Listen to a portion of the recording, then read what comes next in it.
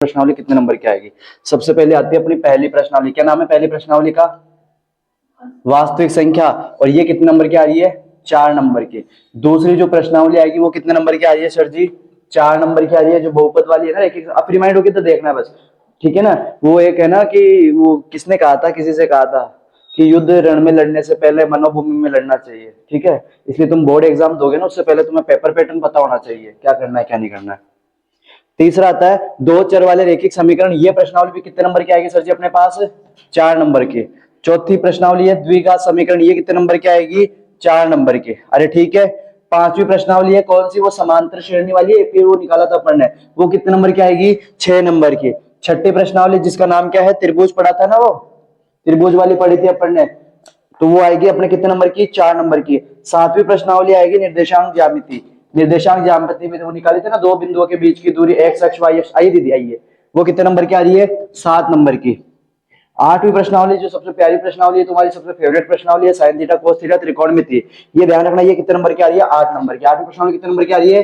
8 number की। आइए boss, नवीं प्रश्नावली त्रिकोणमिति के कुछ अनुप्रयोग, जो सबसे आसान प्रश्नावली है, ठीक है। तो नवी प्रश्नावली कितने नंबर की आ रही है? 5 नंबर की। नवी कितने की आ रही है? 5 नंबर की। 10वीं जो व्रत है, 10वीं जो क्या है? व्रत वाली है, ठीक है। स्पर्श रेखा वो पढ़ा था ना अपन ने, तो ध्यान रखना 10वीं जो प्रश्नावली आ रही है वो कितने नंबर की आ रही है? 6 नंबर की। 11वीं प्रश्नावली व्रतों से संबंधित क्षेत्रफल व्रतखंड त्रिज्यखंड पढ़ा था, तो ये ध्यान रखना जो 11वीं प्रश्नावली है वो आपकी कितने नंबर की आ रही है? 5 नंबर की, ठीक है। फिर उसके बाद आता है 12वीं प्रश्नावली पृष्ठीय क्षेत्रफल और आयतन। वो गुलाब जामुन का निकाला था ना, गुलाब जामुन की चाशनी वाला वो, ठीक है। तो ये ध्यान रखना, ये प्रश्नावली कितने नंबर की आ रही है? 6 नंबर की। 12वीं प्रश्नावली कितने नंबर की आ रही है? 6 नंबर की।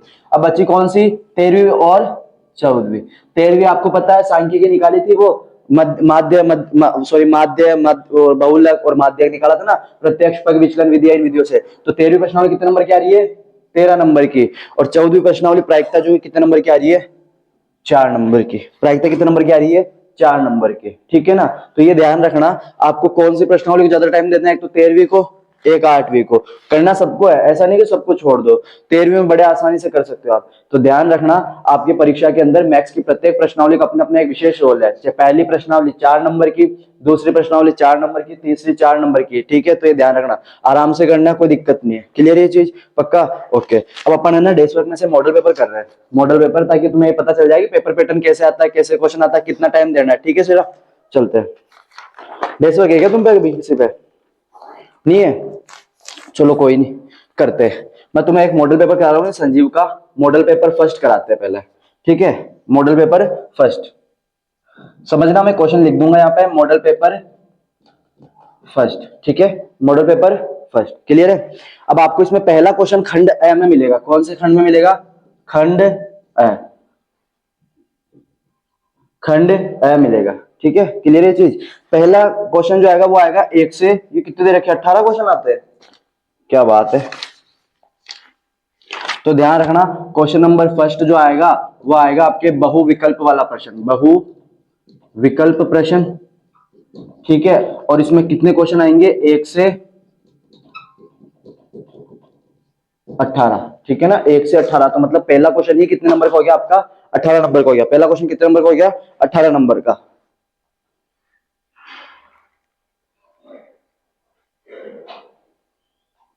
ठीक है। पहला क्वेश्चन ही कितने नंबर का हो गया? 18 नंबर का, ठीक है सर जी। क्लियर है ये चीज? पहला क्वेश्चन 18 नंबर का। पहले पेपर पैटर्न ये भी समझ लेते हैं, ठीक है। पहला क्वेश्चन आपके 18 नंबर का हो जाएगा। दूसरा प्रश्न जो आएगा इसके अंदर, ये अबसद वाले मिलेंगे, बहुविकल्पीय प्रश्न मतलब अबसद वाले मिलेंगे। क्वेश्चन नंबर दूसरा जो आएगा वो आएगा रिक्त स्थानों की पूर्ति करो। क्वेश्चन नंबर सेकंड, आइए सर, आइए सर, रिक्त स्थानों की पूर्ति करो। क्वेश्चन नंबर सेकंड आएगा रिक्त स्थानों की पूर्ति करो। और इसमें कितने क्वेश्चन आएंगे सर जी? इसमें क्वेश्चन आएंगे 1 से 6, मतलब इसमें कितने क्वेश्चन आएंगे? 1 से 6। एक क्वेश्चन का 1 नंबर रहेगा, तो 1 से 18 क्वेश्चन आएंगे। पहले क्वेश्चन में कितने क्वेश्चन आएंगे? 1 से 18 अबसद है, तो ये ध्यान रखना 1 इंटू 18। तो पहला क्वेश्चन कितने नंबर को आ गया अपना? 18 नंबर का। दूसरा क्वेश्चन जो आएगा वो आएगा रिक्त स्थानों की पूर्ति करो। इसमें 6 क्वेश्चन आएंगे और एक क्वेश्चन 1 नंबर का रहेगा, तो यहाँ पे ध्यान रखना ये कितने नंबर का हो गया? 6 नंबर का। क्वेश्चन नंबर 3 की बात करते हैं।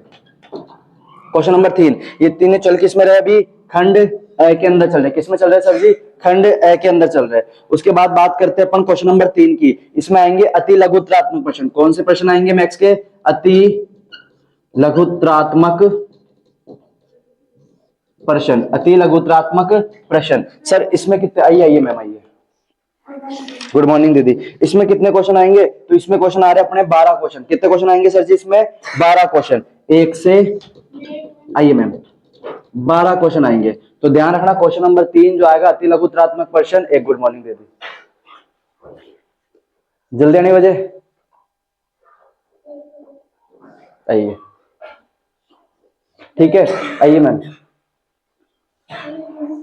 आइए मैम। ना ना ना ना ना, इधर वेट मेरे पे। गुड मॉर्निंग दीदी। पहले गुड मॉर्निंग। प्रिंसिपल साहब से तो खुद ही बोलना पड़ता है ना गुड मॉर्निंग। अच्छा प्रिंसिपल थोड़ी बोलता है टीचर को गुड मॉर्निंग, बोलता है गुन्नू? हेलो जग्गी, मैं टीचर हूँ तेरा। कैसे कैसे करते हैं? वापस कर एक बार। हैं जामफल, चलो आओ देखते हैं। तो क्वेश्चन नंबर 3 जो आएगा वो आएगा अति लघुत्रात्मक प्रश्न और इसमें 1 से 12 तक क्वेश्चन आएंगे। तो यहाँ पे भी एक क्वेश्चन कितने नंबर का रहेगा सर जी? 1 नंबर का। एक क्वेश्चन कितने नंबर का रहेगा? 1 नंबर का। 12 क्वेश्चन आएंगे तो 12 नंबर हो गए टोटल। ये कौन सा है आपके पास? खंड ए। ठीक है, तो खंड ए के अंदर पहला क्वेश्चन बहुविकल्पीय प्रश्न आएगा। ये मैं फिर कह रहा हूँ सर क्यों बता रहे हो पेपर पैटर्न? तो है ना वो महाभारत के अंदर एक वो शकुनी मामा को जानते होंगे तुम, जानते हो ना? तो उन्होंने एक बहुत अच्छी बात की थी कि युद्ध जो है ना रणभूमि में लड़ने से पहले कहां लड़ना चाहिए? मनोभूमि में लड़ा जाए तो अच्छा होगा। मतलब अगर आप युद्ध में जाते हो तो युद्ध में लड़ने से बेटर है कि पहले आप उसकी तैयारी करो, प्लानिंग करके चलो। वैसे आप जो बोर्ड एग्जाम देने बैठोगे ना वो भी आपके लिए एक युद्ध होगा। बोर्ड एग्जाम भी कैसे होगा? एक युद्ध होगा। अब उस युद्ध में कैसे लड़ना है, कैसे तैयारी करनी है, उसकी प्लानिंग अभी करनी पड़ेगी। इसलिए आपको पेपर पैटर्न बताया जा रहा है। ठीक है, तो ये ध्यान रखना। चलते आगे। अब आता है खंड ब। अब कौन आ रहा अपना? खंड ब। ठीक है, खंड ए। अगर रियली कह रहा हूं, अगर आपने खंड ए बेस्ट कर लिया, खंड ए में पूरे में से पूरे नंबर कवर कर लिए। नंबर कितने हो गए? 18 और 6 24, 12 24 और 12 कितने हो गए? 36 नंबर। ठीक है, 36 नंबर। अगर आप इनमें 36 में से 36 नंबर लेके आ जाते हो ना तो ये मान के चलना कि एग्जामिनर आपकी कॉपी फिर फ्री हैंड चेक करेगा और 80 आउट ऑफ 80 लाने से कोई नहीं रोक सकता फिर आपको। और अगर आप यहाँ कुछ नहीं कर पाए ना, यहाँ पे आपके 20 नंबर 15 नंबर आ रहे हैं इनमें, तो यूं मान के चलना फिर तुम्हारे जो सपने तुम लेके बैठो ना वो टूट जाएंगे। तो इसलिए कोशिश करना कि इन क्वेश्चंस को तो पूरा तरीके से करो। ये क्वेश्चन कब आएंगे? जब आप छोटी छोटी जो किताब में होती है छोटे छोटे प्रश्न, थ्योरी हर प्रश्नावली की अगर क्लियर रखोगे ना तो कर पाओगे। इन क्वेश्चनों को वरना ना बैठे रह जाओगे। ठीक है, तो ये ध्यान रखना। अब खंड ब आता है। खंड ब में अपने पास आएंगे क्वेश्चन नंबर 4 5 6 7 8 9 10 11 12 13। क्वेश्चन नंबर कहां तक आएंगे? 13 तक। खंड ब के अंदर ये पर्टिकुलर क्वेश्चन आएंगे। क्वेश्चन नंबर 4 आएगा, क्वेश्चन नंबर 5, ऐसे करते करते कहां तक आएगा? क्वेश्चन नंबर 13 तक। सॉरी, क्वेश्चन नंबर 13 तक। और हर क्वेश्चन कितने नंबर का रहेगा सर जी? 2 नंबर का। यहाँ पे हर क्वेश्चन कितने नंबर का रहेगा? 2 नंबर का। तो खंड ब के अंदर क्वेश्चन नंबर 4, क्वेश्चन नंबर 5वां, क्वेश्चन नंबर 6, क्वेश्चन नंबर 7वां, 8वां, 9वां, 10वां, 11वां, 12वां, 13वां, हर क्वेश्चन कितने नंबर का रहेगा? 2 नंबर का। कितने क्वेश्चन हो गए? 6 और 3 9। अरे 6 और 3 9 क्वेश्चन हो गए ना, तो 9 क्वेश्चन आएंगे। एक क्वेश्चन 2 नंबर का। तो खंड ब कितने नंबर देके जाएगा आपको? 18 नंबर देके जाएगा। खंड ब कितने नंबर देके जाएगा? 18 नंबर देके जाएंगे। ज्यादा बड़े ये भी नहीं होंगे, छोटे क्वेश्चन होंगे, आराम से कर सकते हो। ठीक है, उसके बाद अपना जो खंड स्टार्ट होता है वो कौन सा खंड स्टार्ट होगा? खंड स। उसके बाद कौन सा खंड स्टार्ट होगा? खंड स। क्लियर ये चीज? खंड स क्या कहता है? तो खंड स के अंदर ध्यान रखना अथवा वाले क्वेश्चन मिलेंगे आपको। कौन से मिलेंगे? अथवा वाले। ठीक है, जैसे question number 14, question number 15, question number 16, question number 17, question number 17 तक। तो खंड स के अंदर कौन कौन आएगा? Question number 14, question number 15, question number 16, question number 17। लेकिन इनमें क्या रहेगा आपके पास? ऑप्शन रहेगा। ऑप्शन यानी ये किसमें रहेंगे? अथवा के अंदर रहेंगे। थोड़े बड़े क्वेश्चन होंगे और हर क्वेश्चन कितने नंबर का रहेगा सर जी? यहाँ पे 3 नंबर का। हर क्वेश्चन कितने नंबर का रहेगा? 3 नंबर का। हर क्वेश्चन कितने नंबर का रहेगा? यहाँ पे 3 नंबर का रहेगा। हर क्वेश्चन 3 नंबर का। और क्वेश्चन कितने? 1 2 3 4, तो कितने नंबर के हो गए टोटल? ये 12 नंबर के। अथवा के अंदर आएगा तो सीधी सी बात है आपको अथवा में से कोई एक करना होता है, ऐसे नहीं दोनों ही करने बैठ जाओ। फिर उसके बाद कौन सा खंड स्टार्ट होता है गुन्नू अपना? खंड द, कौन सा खंड आ जाएगा?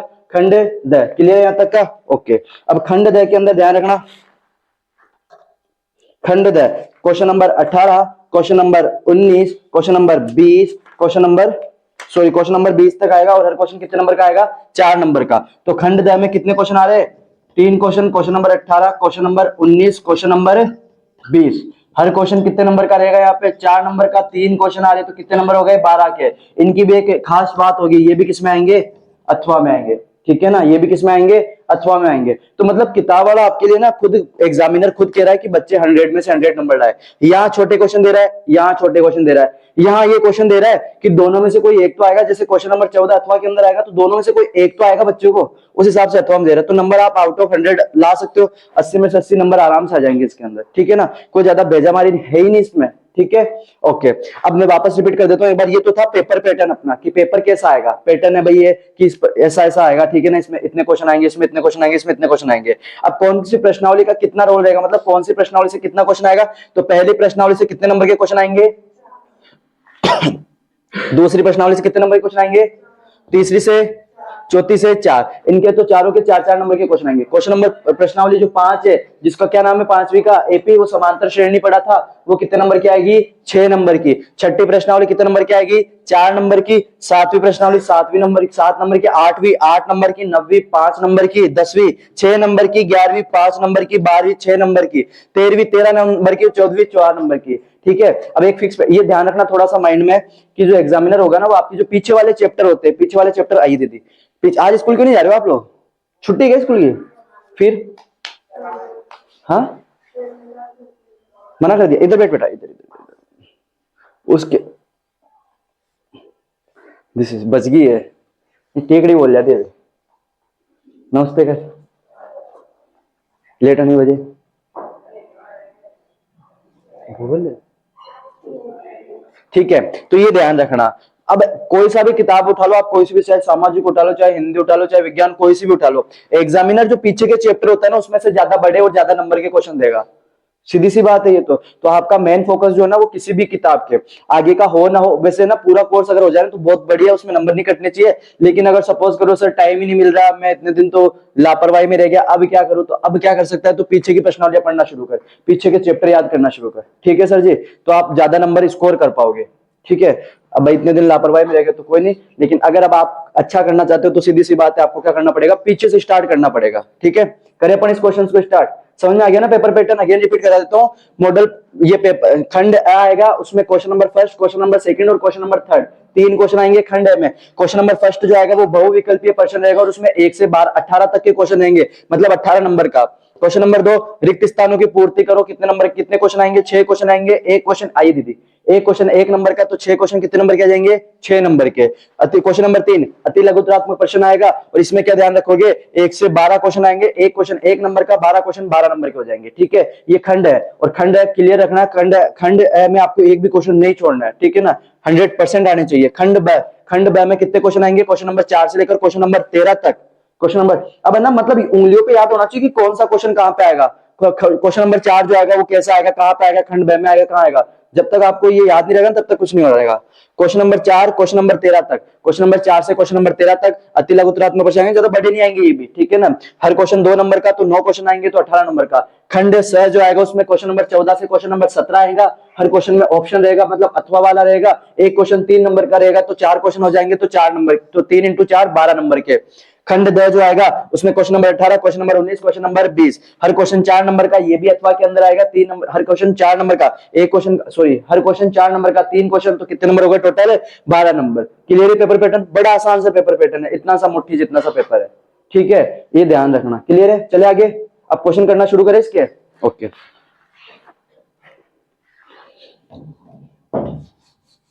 ये क्या हो गया?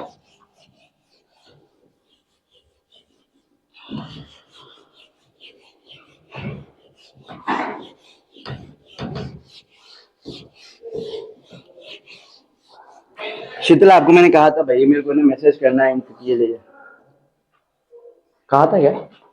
फिर रॉन्ग वे दिस, निकालते क्वेश्चंस करते। डेस्क वर्क है किसी के पास पुरानी, मतलब नई वाली बुक है भी? नई वाली डेस्क वर्क नहीं है, तो मैं क्वेश्चन लिख रहा हूँ, सीधी सी बात है। क्वेश्चन आपको साथ के साथ करने, निकाल लो कॉपी अपनी। आइए आइए इधर है मैम। मैं मॉडल पेपर पहला करा रहा हूं आपको, मॉडल पेपर फर्स्ट, ठीक है। मॉडल पेपर फर्स्ट, इसमें अपन खंड ए पकड़ रहे हैं। सबसे पहले खंड ए, खंड ए में जो पहला क्वेश्चन है अपना वो कौन सा है, बहुविकल्पीय प्रश्न। प्रश्न वाला 6 और 20 का अभाज्य गुणनखंड विधि से क्या निकालना है, एलसीएम। 6 के अभाज्य गुणनखंड करोगे तो क्या लिखोगे, 2 इंटू 3। 20 के अभाज्य गुणनखंड करोगे तो क्या लिखोगे, 2 इंटू 2 इंटू 5। ये करोगे। अब जब एलसीएम निकालना है तो अपन ने, मैंने कहा था इधर 2 की अधिकतम घात कितनी, 3 की अधिकतम घात कितनी, इधर 2 की अधिकतम घात कितनी, 5 की अधिकतम घात। एलसीएम निकालने की जब बात होती है तो ज्यादा पावर वाले आदमी रहते हैं ना, जो ज्यादा आदमी, पहले ये देखना आदमी कितने, एक तो 2 है, एक 3 है और एक 5। तो 2 इंटू 3 इंटू 5। 2 की अधिकतम घात कितनी दिख रही है, 3 की अधिकतम घात, 5 की अधिकतम घात। 2 की अधिकतम घात का मतलब इंटू 3 की घात 1 का मतलब इंटू 5 की घात 1 का मतलब 5। 4 3 12, 12 पंजो 60। एलसीएम कितना आ गया, 60। ऑप्शन में मिल जाएगा आपको। X square minus 7x plus 12 के शून्यकों का योग होगा। तो मैंने आपको बताया था द्विघात समीकरण है, और द्विघात समीकरण में शून्यकों का योग क्या होता है, मतलब अपन अल्फा प्लस बीटा बराबर क्या लिखते हैं, माइनस का b अपॉन a, और ये लिखते हैं ना। और शून्यकों का गुणा क्या होता है, c अपॉन a। पता नहीं चीज, तो यहाँ पे वो शून्य निकालने तो नहीं बैठ गए ना तुम। अल्फा प्लस बीटा शून्यकों का योग निकालना है। अल्फा प्लस बीटा बराबर होता है माइनस का b upon a। Minus b कौन होता है, x का गुणा, x का गुणांक कौन है, -7। a कौन होता है, एक्स स्क्वायर का गुणा, एक्स स्क्वायर का गुणांक कौन है, 1। माइनस माइनस माइनस 7/1, इसका मतलब क्या आंसर आ गया, 7। क्लियर। क्वेश्चन नंबर तीसरा, समीकरण 3x प्लस 2y बराबर 7 में यदि x बराबर तो कितना दे रखा है, 5, तो y का मान ज्ञात करना है। सीधा सा 3 x ये कितना रख दोगे, 5 प्लस 2y बराबर 7, तीनों पंजो 15। 2y ऐसा का ऐसा, प्लस का 7 ऐसा वैसा, प्लस का 15 उधर जाके 2y, 7 में से 15 गया, कितना बचेगा, माइनस का 8, क्योंकि 15 बड़ा है ना सर जी। तो y ऐसा का ऐसा -8 ऐसा, 2 गुणा में तो जाके कितनी बार में, तो y बराबर कितना आ गया, -4। आसान था। किताब वाला कह रहा है कि जो DE है वो किसके समांतर है, BC के। तो यहाँ पे अपन ने पढ़ा था एक मध्य बिंदु प्रमेय है क्या तुम्हारे, क्या पढ़ा था इसके अंदर, मध्य बिंदु है ना तुम्हारे, पाइथागोरस प्रमेय, सॉरी वो तो 9th क्लास में। पाइथागोरस प्रमेय क्या कहती है, यदि, अरे क्या माइंड का दही करो, कौन सी प्रमेय पढ़ी थी अपन ने, थेल्स प्रमेय। थेल्स प्रमेय क्या कहती है, यदि किसी त्रिभुज की दो भुजा को समद्विभाजित करने वाली भुजा, मतलब प्रतिच्छेद करने वाली भुजा अगर तीसरी भुजा के समांतर हो तो वो इन दोनों को क्या करती है, समान अनुपात में विभाजित करती है। यही पढ़ा था ना। मतलब थेल्स प्रमेय से AD अपॉन BD बराबर होगा किसके, AE अपॉन EC। अरे यही होगा ना सर जी, थेल्स प्रमेय यही कहती है क्या, कि यदि किसी त्रिभुज की दो भुजाओं को प्रतिच्छेद करने वाली रेखा तीसरी भुजा के समांतर हो तो इन दोनों भुजाओं को समान अनुपात में विभाजित करती है। यहाँ पे DE किसके समांतर है, BC के, इसका मतलब ये दोनों अनुपात के होंगे बराबर। अब AD कितना दे रखा है आपको, अपॉन BD दे रखा है क्या, 3। AE कितना दे रखा है, EC दे रखा है क्या, सर निकालना है, कोई दिक्कत नहीं है। EC इधर भाग में तो इधर आके 2 ऐसा वैसा, 3 ऊपर तो कहां चल जाएगा, नीचे तो ऊपर, 1.5 ऊपर तो कहां जाएगा, नीचे। पॉइंट हटेगा तो ऊपर कौन आ जाएगा, 1 0। 15 कम 15, 15 दूनी 2 दूनी, तो EC बराबर 4 सेंटीमीटर। क्लियर है सर जी। ये किस किसने किया था थेल्स प्रमेय वाला, तैयारी थोड़ी मजबूत करो भाई, ठीक है। हाँ, थेल्स प्रमेय ध्यान रखना, 2 3 व 5 2,3 व 5,6 के बीच की दूरी निकालनी। तो सीधी सी बात है, दूरी सूत्र यूज में लेंगे, और दूरी सूत्र में आपको पता है x1 चाहिए, y1 चाहिए, ये x2 हो जाएगा, ये y2 हो जाएगा। और किसी भी बिंदु के निर्देशांक क्या होते हैं, x, y, ये तो पता है अपन को, ठीक है। दूरी सूत्र क्या कहती है, under root x2 minus x1 का whole square plus y2 minus y1 का होल स्क्वायर। यही कहता है किरण दीदी। x2 कौन है, माइनस x1 कौन है, 2 का होल स्क्वायर प्लस y2 कौन है, माइनस y1 कौन है का होल स्क्वायर, 5 में से 2 गया तो 3 का स्क्वायर, 6 में से 3 गया तो 2 का स्क्वायर, सॉरी 6 में से 3 गया तो 3 का स्क्वायर 9, इधर भी 3 का स्क्वायर 9, अंडर रूट ऐसा कैसा, अंडर रूट कितना जाएगा 18, 18 को क्या लिख सकता हूं मैं 2 इंटू 3 इंटू 3, और ये लिखूंगा ना तो जिसका जोड़ा बन रहा है वो बाहर आ जाएगा, तो 3 रूट 2, ये लो इनके बीच की दूरी क्या आ गई 3 रूट 2। आज पता चल रहा है वो इलेक्ट्रॉनिक पैनल जो होता है ना, वो बोर्ड आता है इलेक्ट्रिक, वो कितना जरूरी होता है, साला पेस्ट करके कराते जाओ उसमें। अब क्या कर सकते हैं, थीटा बराबर कितना डिग्री दे रखा है 45 डिग्री, किस किसने किया था 3 रूट 2, ठीक है शाबाश। थीटा बराबर कितना दे रखा है 45 डिग्री, किताब वाला कह रहा है इसका मान निकालो 1 minus cos 2 theta upon 2 sine 2 theta, कोई दिक्कत नहीं है, 1 माइनस कॉस 2 थीटा कितना है 45 upon 1 minus sorry sine 2 theta कितना है 45, 1 माइनस कॉस 2 को 45 से मल्टीप्लाई करूंगा तो कितना हो जाएगा, अरे बोलो कॉस 90, और इधर कौन चल रहा है साइन 2, ये भी कितना हो जाएगा साइन 90, 1 माइनस कॉस 90 का मान कितना होता है 0, और साइन 90 का मान 1 में से 0 गया 1 बटा 1 का मतलब अब आंसर, कोई लॉजिकल क्वेश्चन नहीं था, ठीक है ना, बस मान रखना था। एक ऊर्ध्वाधर छड़ की लंबाई तथा इसकी छाया का अनुलंबाई, मतलब एक ऊर्ध्वाधर छड़ है, ये छड़ मान ली, और इसकी छाया की लंबाई, छाया यही होगी, मतलब ऊर्ध्वाधर छड़ को तो मान लिया AB, और छाया कौन हो गई BC, ये तो इसकी लंबाई हो गई, और ये कौन हो गई छाया हो गई, ठीक है ना। इनका अनुपात कितना दे रखा है 1:√3 हो तो सूर्य का उन्नयन कोण ज्ञात करना है, सूर्य का उन्नयन कोण ज्ञात करना है, तो ये तो कौन हो गया लंब, और ये कौन हो गया अपना आधार, लंब बटा आधार किसमें संबंध देता है, तो tan थीटा बराबर लंब बटावा आधार होता है, लेकिन इसने कहा लंब और आधार का अनुपात कितना है 1/√3, मतलब tan थीटा बराबर कितना आ गया 1/√3, tan थीटा ऐसा का ऐसा 1/√3 किसका मान होता है tan के अंदर, tan 30 का, तुलना करने पे थीटा बराबर कितना डिग्री आ गया 30 डिग्री, ये लो सर जी थीटा कितना आ गया 30 डिग्री, किसने किया था, अब आदमी कम होते जा रहे हो तुम।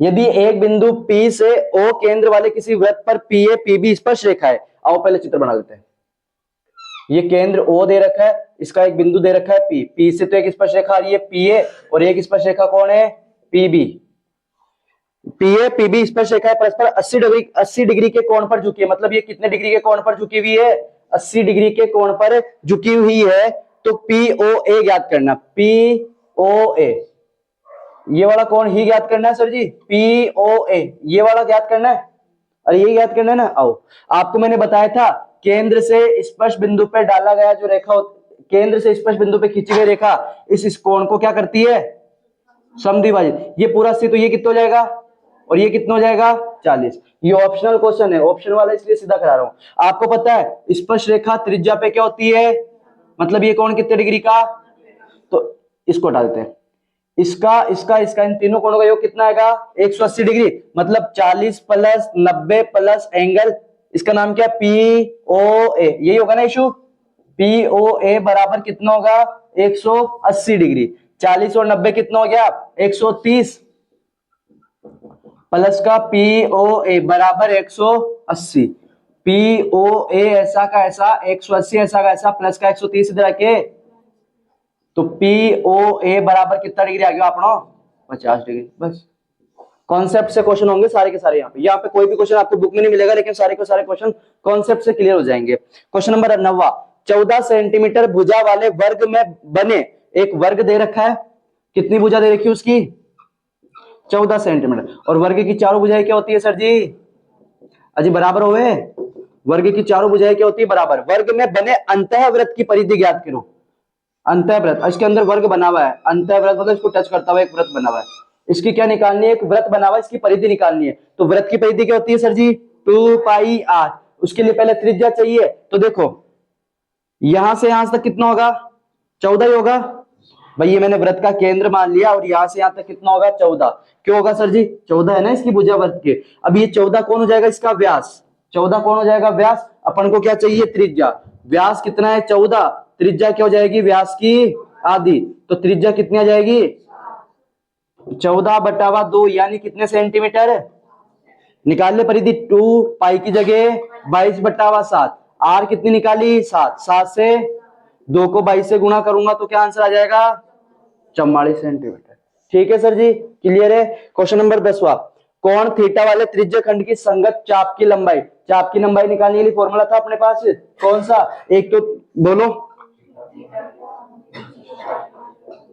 Theta upon 360 into pi r. 2 pi r था, क्या था वो यार? 2 पाई आर।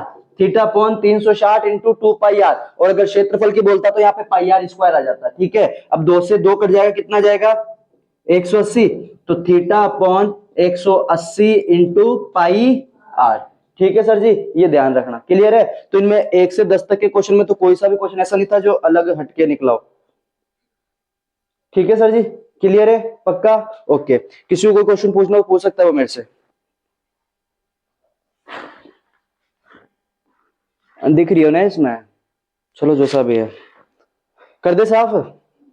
गौतम अडानी साहब कर दे साफ।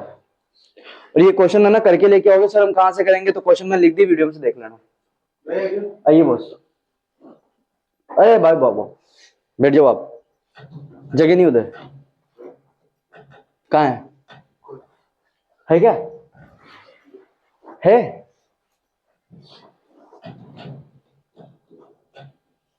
ठीक है ना। तो ये क्वेश्चन करके लेके आओगे। अब सर हमारे पास है नहीं, तो सीधी सी बात है वीडियो में से देख लेना।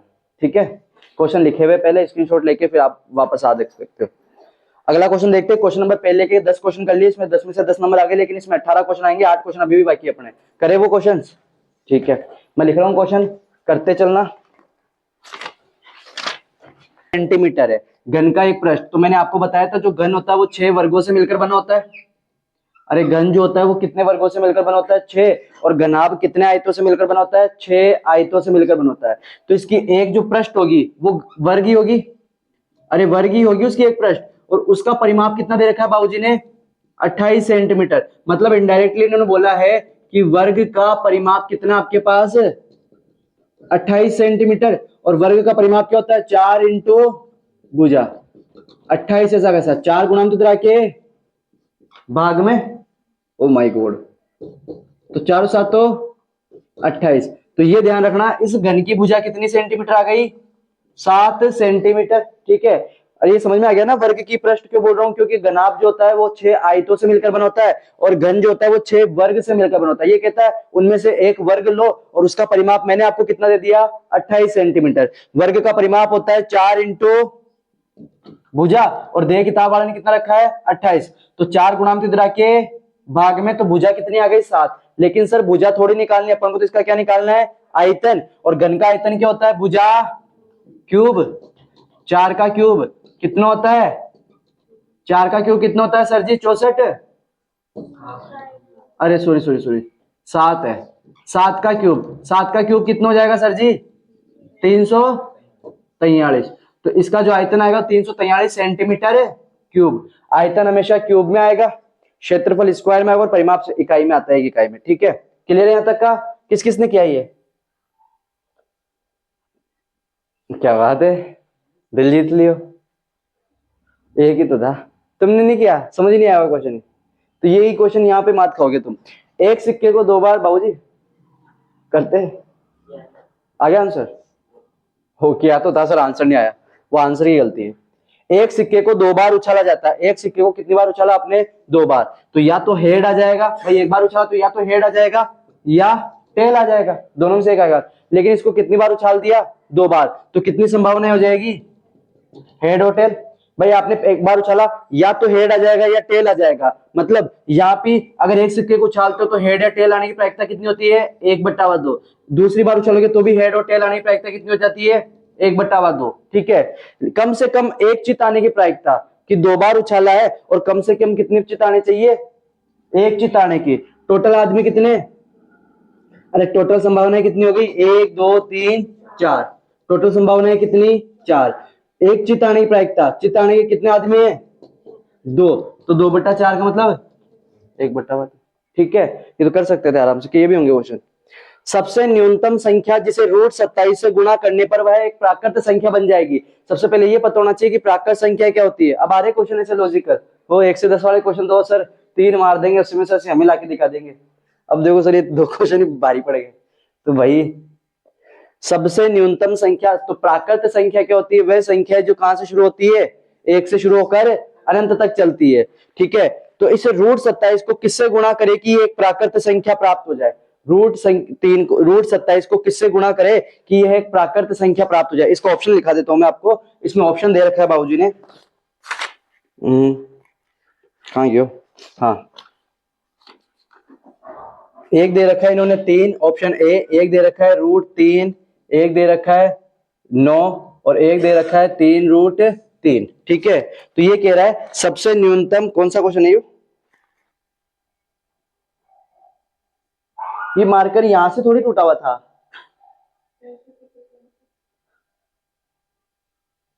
हद करते हो। चलो कोई नहीं, बड़े लोग हैं, बड़ी बातें इनकी। ठीक है, आओ देखते हैं। आओ, √27 को किससे गुणा करूं, वह छोटी से छोटी संख्या बताओ, इनमें से वह छोटी से छोटी संख्या बताओ जिसे √27 से गुणा करने पर वह एक प्राकृत संख्या बन जाए, मतलब एक ये रूट हट जाए उससे। ठीक है, आओ सबसे छोटी संख्या कौन दिख रही है मेरे को, अभी तो √3 दिख रही है ना एक बार के लिए। अरे √3 है ना, 1.73 ही होता है इसका मान। तो एक बार √27 को 3 से गुणा करके देखता हूँ, √3 से गुणा करता हूँ, 27 को √3 से गुणा करूंगा तो क्या हो जाएगा, बोलो भाई। देखो 27 को आप ही बताओ, √27 को क्या ले सकता हूं मैं, 3 इंटू 3 इंटू 3, एक √3 आ गया, ये हो गया, जोड़ा बन जाएगा। इसका जोड़ा बन गया कहां जाएगा, इसका जोड़ा बन गया कहां गया बाहर, 3 3 का 9, ये दैट्स क्लियर। ठीक है, तो ये ध्यान रखना, रूट हट गया ना इस पे से, तो वह सबसे छोटी संख्या कौन हो जाएगी, √3, जिसे किससे गुणा करने पर, √27 से गुणा करने पर वह एक प्राकृत संख्या बन जाएगी, मतलब 1 से लेकर अनंत तक के बीच में आ जाएगी। तो 9 आती है ना 1 से अनंत तक के बीच में, दैट्स क्लियर। ठीक है, अगला बहुपद x² - x - 6 के शून्यंक ज्ञात करने, क्या ज्ञात करने, शून्यंक। मध्य पद विभक्त विधि, श्रीधराचार्य सूत्र विधि आपके पास सब है। ठीक है, क्लियर है सर जी, सर चले कौन सी विधि से करें बताओ, मध्य पद विभक्त विधि से करें। ठीक है, मध्य पद विभक्त विधि क्या कहती है कि सबसे पहले आपको क्या पकड़ना होता है, x² का गुणांक इंटू अचर पद। x² का गुणांक तो कौन है 1, अचर पद कौन है -6। ठीक है, ये यूं करते हुए श्रीधराचार्य सूत्र से कर लेते हैं। बाबाजी का सूत्र क्या कहता है, माइनस का b plus minus √b² - 4ac upon 2a minus b plus minus √b² - 4ac upon 2a। a कौन होता है, x² का गुणांक, यहाँ x² का गुणांक कौन है 1, तो जहां जहां a है वहां वहां 1 टेक दो। b कौन होता है x का गुणांक, यहाँ x का गुणांक कौन है -1, तो जहां जहां b है वह -1 टेक दो। c कौन होता है अचर पद, अचर पद कौन है -6, तो यहाँ पे -6 टेक दो। अरे ठीक है सर जी, ओके। -1 को -1 से करूंगा 1 प्लस माइनस 1 -1 का स्क्वायर 1 माइनस माइनस 4 को 6 से गुणा करूंगा 24, 2 को 1 से गुणा करूंगा 2। ठीक है, जगह कम पड़ रही भाई, कोई नहीं। 1 प्लस माइनस 1 और 24 बटावा कौन चल रही है 2, तो √25 किसका होता है, तो 5/2 ये आ गया। अब एक बार या तो क्या लेके देखना पड़ेगा, एक बार प्लस लेके और एक बार माइनस लेके। प्लस लेने पे देखो 1 प्लस 5/2 कितना हो जाएगा 6/2, यानी कौन आ गया एक शून्य तो 3। दूसरा कह रहा है एक बार क्या लेके देख लो माइनस, तो 1 - 5/2 कितना जाएगा -4/2 कितना जाएगा -2। तो एक तो कौन आ गया -3 और एक कौन आ गया -2। श्रीधराचार्य सूत्र से किया है इसको। ठीक है सर जी, पूछना किसी तो पूछ लेना मेरे से सर ये क्या है। ठीक है, फाइनल कर रहे हैं अपन ये, इसके बाद क्या पता ये क्वेश्चन रिपीट हो ना अपने का पे। समीकरण 3x - 5y + k = 0 है, यदि x = 2 तथा y = -2 हो तो k का मान ज्ञात करो। मतलब जहां जहां x है वहां x का मान रख दो, जहां y है वहां y का मान रख दो और किसका मान निकाल लो k का मान। x की जगह 2 रख दिया, y की जगह -2 रख दिया। किताब वाला खुद चिल्ला चिल्ला के बोल रहा है, 3 को 2 से गुणा करूंगा माइनस माइनस आवाज निकाल लो भाई, 5 दूनी प्लस का बराबर 6 और 10 प्लस के बराबर के ऐसा वैसा, प्लस का 16 उधर आके ये लो, तो के बराबर कितना आ गया, माइनस का 16। क्लियर है सर जी? ओके, अगला देखते हैं। एडी और पीएम त्रिभुज एबीसी और पीक्यूआर की क्रमशः माध्यिका है। एक त्रिभुज दे रखा है ये वाला, और एक त्रिभुज दे रखा है ये वाला, A B C P Q R. इस एबीसी की माध्यिका कौन दे रखी है, एडी, और इसकी माध्यिका कौन दे रखी है, पीएम। ये माध्यिका दे रखी है। क्लियर है चीज? ओके, किताब वाला कह रहा है जबकि त्रिभुज एबीसी, मतलब ये वाला त्रिभुज किसके समरूप है, समरूप है किसके, पी क्यू आर के, इनके समरूप है। क्लियर है चीज? ठीक है, तो किताब वाला और क्या कह रहा है कि AB और PQ का अनुपात, AB और PQ का अनुपात कितना दे रखा है आपको मैंने, 3:5। तो आपको क्या याद करना है, AD और PM का अनुपात निकालना। किसका अनुपात निकालना है, AD और PM। ठीक है, सबसे पहले एक चीज समझना, अगर अपन इसको कॉन्सेप्ट से करेंगे तो बहुत भारी पड़ेगा, बहुत लंबा पड़ेगा अपने पास। ठीक है, आओ आप ही बताओ, ये माध्यिका है, तो ध्यान रखना एक त्रिभुज की माध्यिका उसे दो सर्वांग त्रिभुजों में क्या करती है, विभाजित करती है। एक त्रिभुज की माध्यिका उसे दो सर्वांग त्रिभुजों में क्या करती है, विभाजित करती है। तो ये वाला त्रिभुज इस वाले त्रिभुज के सर्वांग हो जाएगा। इधर भी देखो, ये वाला त्रिभुज इस वाले त्रिभुज के क्या हो जाएगा, सर्वांग हो जाएगा। या यूं करते हैं, चलो छोड़ो वो तो कॉन्सेप्ट के आउट निकल जाएगा। अपन इन दोनों त्रिभुजों को सर्वांग कर सकते हैं क्या, इस वाले के समरूप कर सकता हूं क्या, कैसे?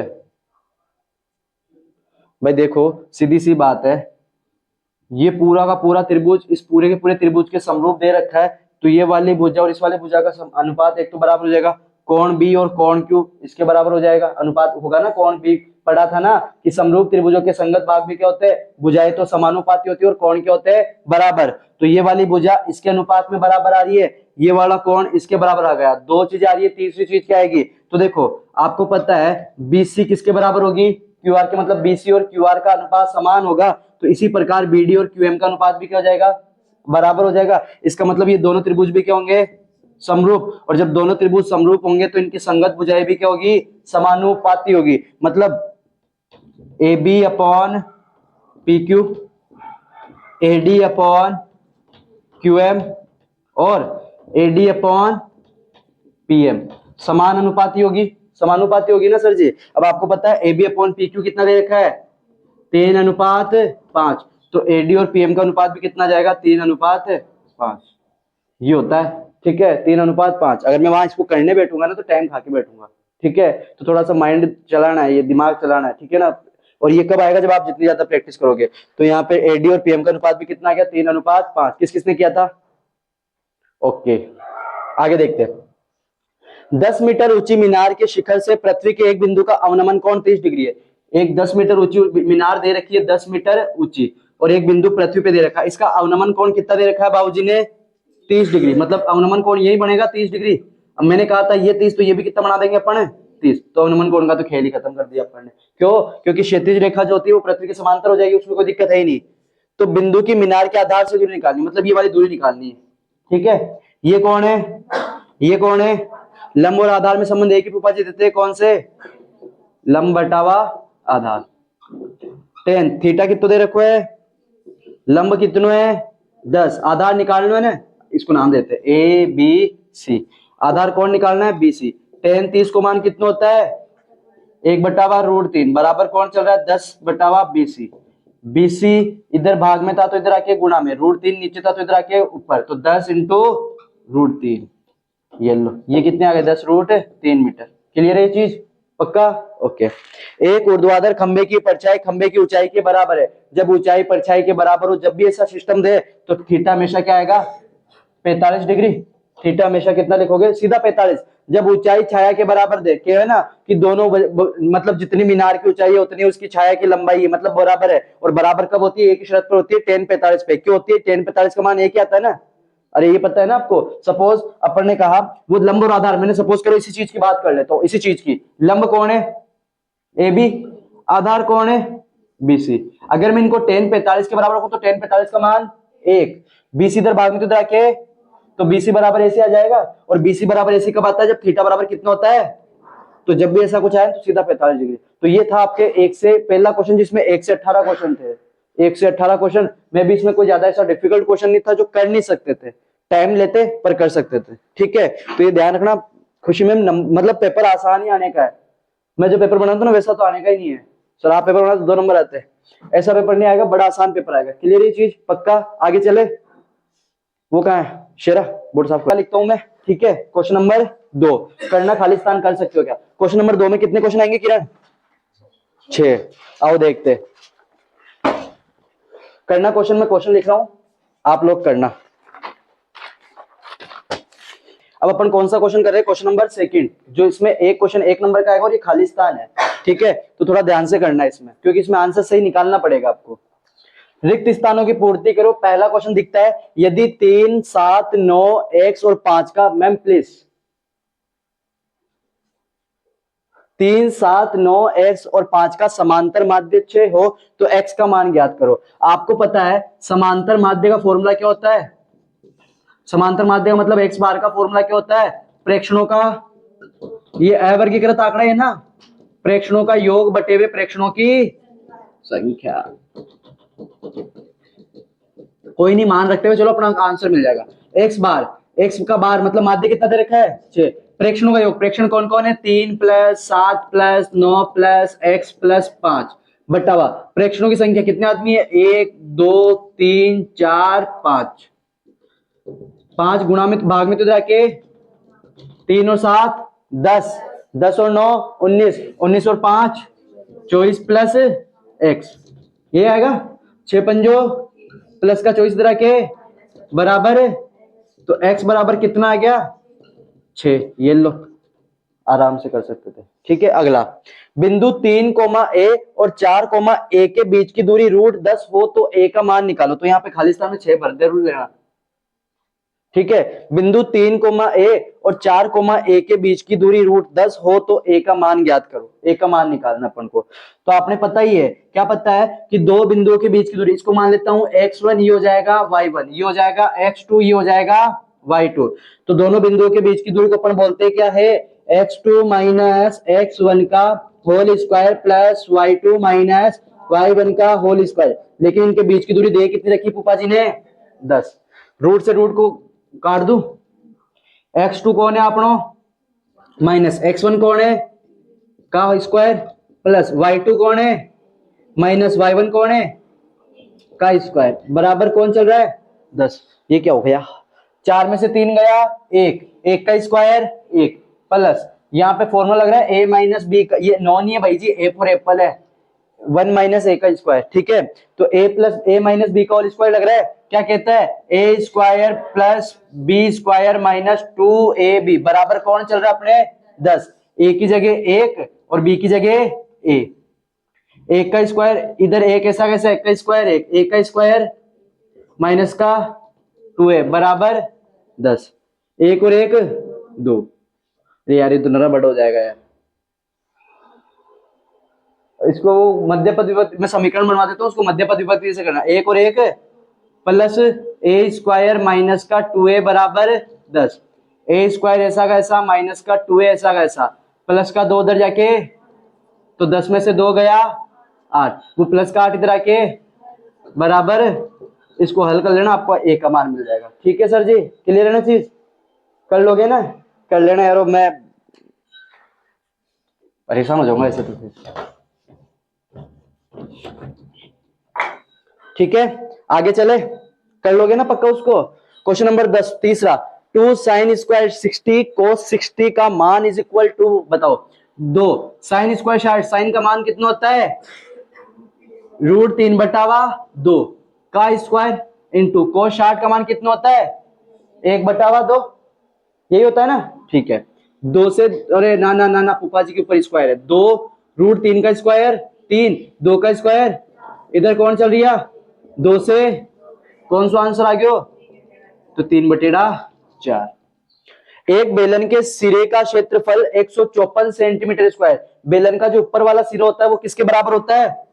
वृत्त जैसा ही होता है। इसका मतलब इसने वृत्त का क्षेत्रफल कितना दे दिया आपको?